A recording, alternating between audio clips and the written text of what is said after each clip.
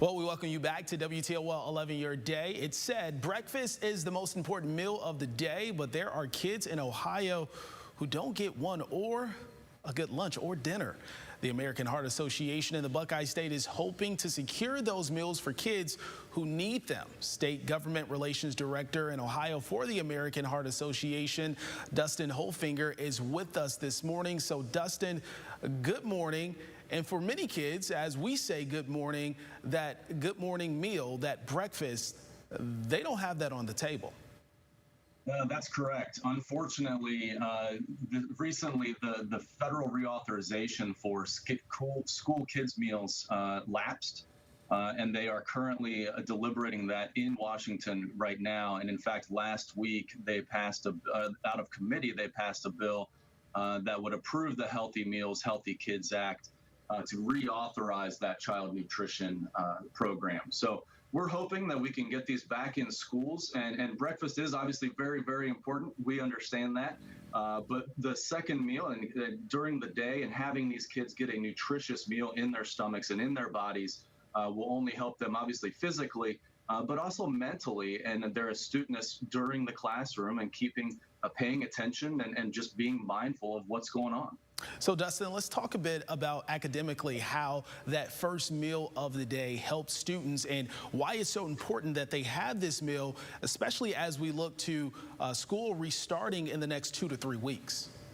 Yeah. So the American Heart Association has our Life Simple 7 that was recently updated to include Life Simple or Life's Essential 8.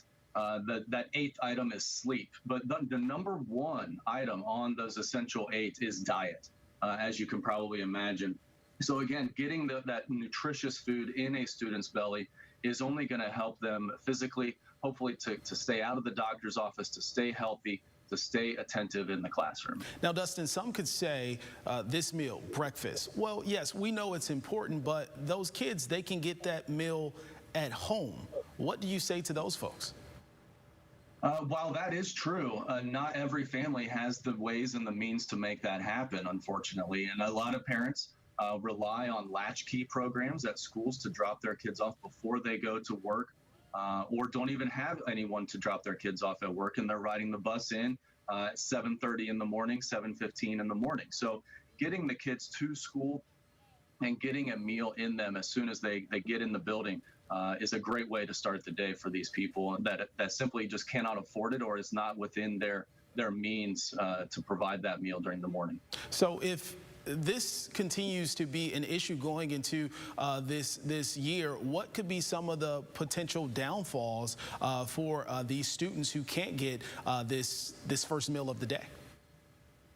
Well, hunger, food insecurity. We are facing food insecurity is not necessarily an issue that you see only on TV in third world countries. It is in our backyard. It is your neighbor. It is your people, your friends across the street.